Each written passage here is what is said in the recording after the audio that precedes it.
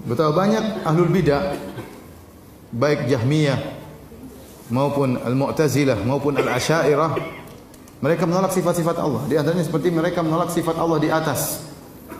Dalilnya apa? Akal mereka. Kata mereka ini melazimkan tempatlah, melazimkan waktulah, melazimkan macam-macam lah.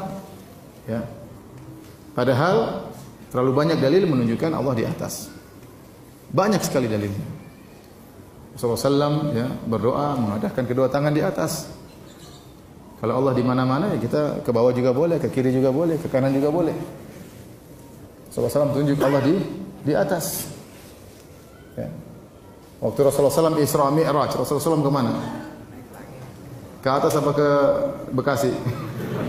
Ke atas. Ke atas.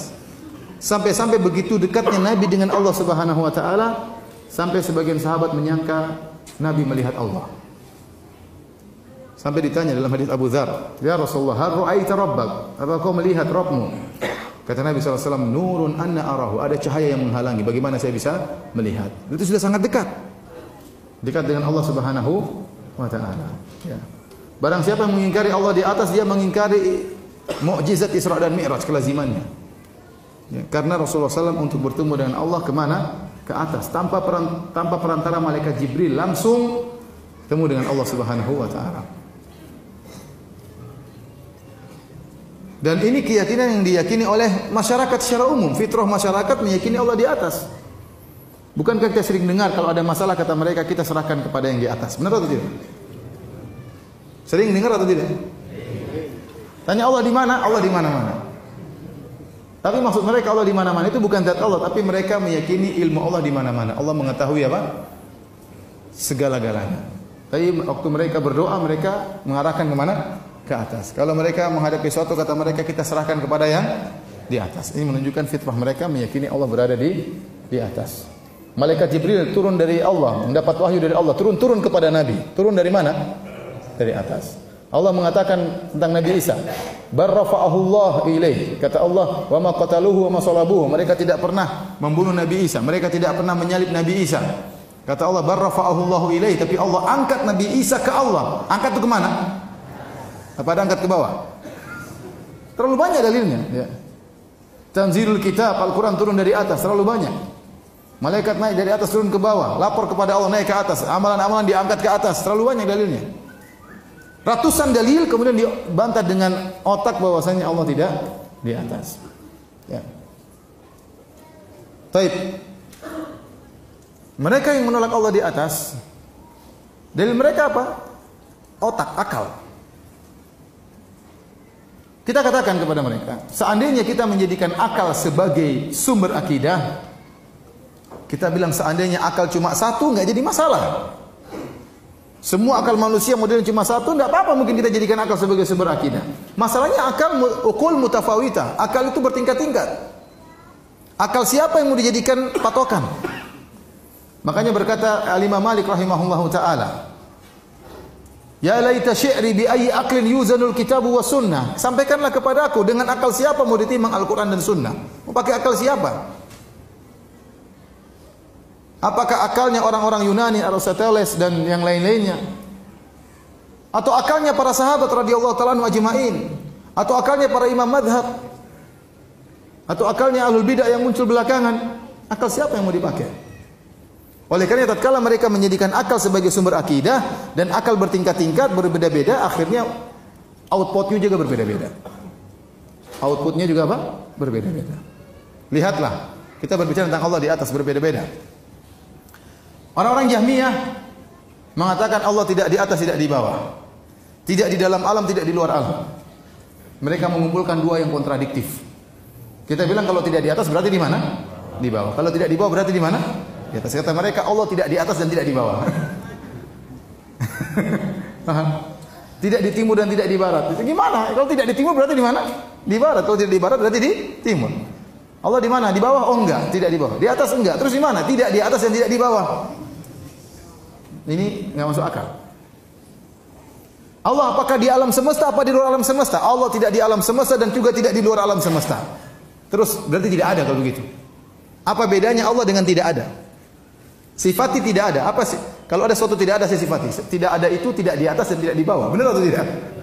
Tidak ada itu tidak di dalam alam, tidak di luar alam. Benar atau tidak? Sebedanya tidak ada dengan Allah, apa bedanya? Ini Jahmiyah. Baik, orang-orang Mu'tazilah mereka mengatakan Allah tidak di atas. Terus bukankah dalam hadis-hadis yang banyak, hadis mutawatir, Allah akan dilihat di surga?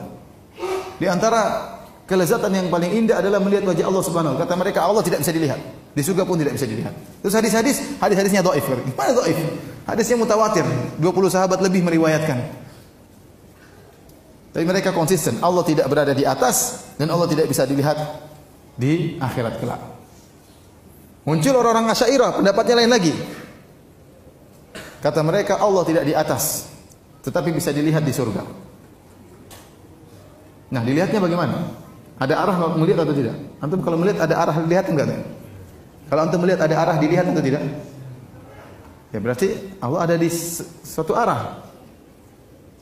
Makanya Nabi SAW mengatakan, "Innakum satarawna rabbakum kama tarawna al-qamara lailatal badri la tudamuna fi ru'yatihi." Sungguhnya kalian akan melihat Allah dalam riwayat ayanan yaumal qiyamah. Kalian akan melihat Allah dengan mata kalian pada hari kiamat kelak sebagaimana kalian melihat rembulan. Rembulan di mana? Di atas. Bukan Allah seperti rembulan, tidak, tapi cara melihatnya. Sehingga kata Nabi kalian tidak perlu berdesak-desakan. Kalau rembulan perlu kita berdesak-desakan? Tidak perlu. Demikianlah melihat Allah pada hari kiamat kelak. Orang-orang Asy'ariyah bingung, kata mereka Allah tidak di atas tapi Allah dilihat pada hari kiamat. Lihatnya bagaimana? Ya pasti ada arahnya enggak? Kata mereka Allah tidak boleh ditunjuk di mana, enggak boleh. Kalau ditunjuk salah, loh Nabi tunjuk Allah atau tidak? Kata Nabi ya Allah saksikanlah. Semuanya pakai akal, tapi ternyata outputnya berbeda-beda. Baik Jahmiyah, Asy'ariyah maupun apa? Mu'tazilah. Contoh mereka menggunakan akal juga. Kalau Allah beristiwa di atas arsy, Allah berada di atas langit.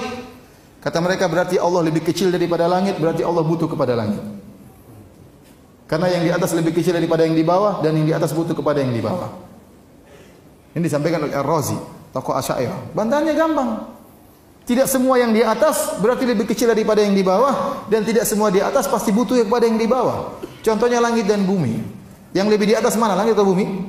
Langit. Mana yang lebih besar? Langit atau bumi?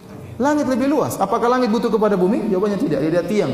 Tidak ada tiang menyangga antara bumi dengan apa? Langit. Berarti menunjukkan yang di atas tidak mesti nempel kepada yang di bawah, yang di atas tidak mesti butuh kepada yang di bawah, yang di atas tidak mesti lebih kecil daripada yang di bawah. Kalau itu antara makhluk dengan makhluk saja tidak lazim, apalagi antara Allah dengan makhluk.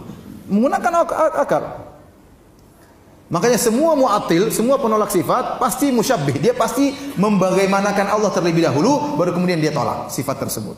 Kata dia berarti melazimkan begini, melazimkan demikian. Makanya waktu ada orang datang kepada Imam Malik bertanya, "Wahai Imam Malik, kaifa stawa? Bagaimana Allah beristiwa?" Imam Malik marah. Berkeringat sampai dia marah. Dia berkata, "Al-istiwa'u ma'lum." Istiwa kita ngerti maknanya, itu di atas. Wal kaifu majhul, bagaimananya kita tidak tahu.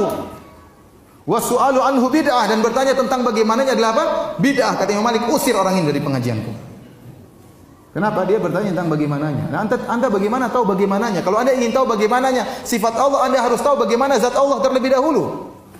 Dalam kaidah al-kalamu fi sifat far'un anil kalami fi dzat. Pembicaraan tentang sifat adalah cabang dari pembicaraan tentang zat.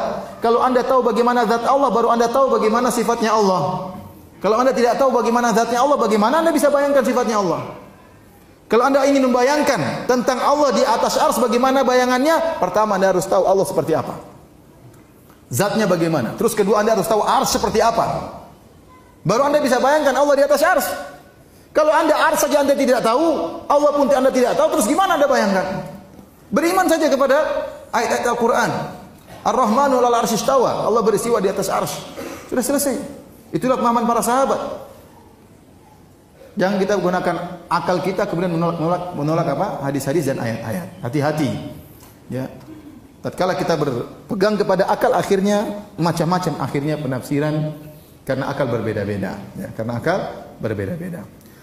Oleh karenanya hadirin dan hadirat yang dirahmati Allah Subhanahu wa taala, dalam masalah akidah kita ya di antara cara yang keliru menjadikan akal sebagai sumber akidah.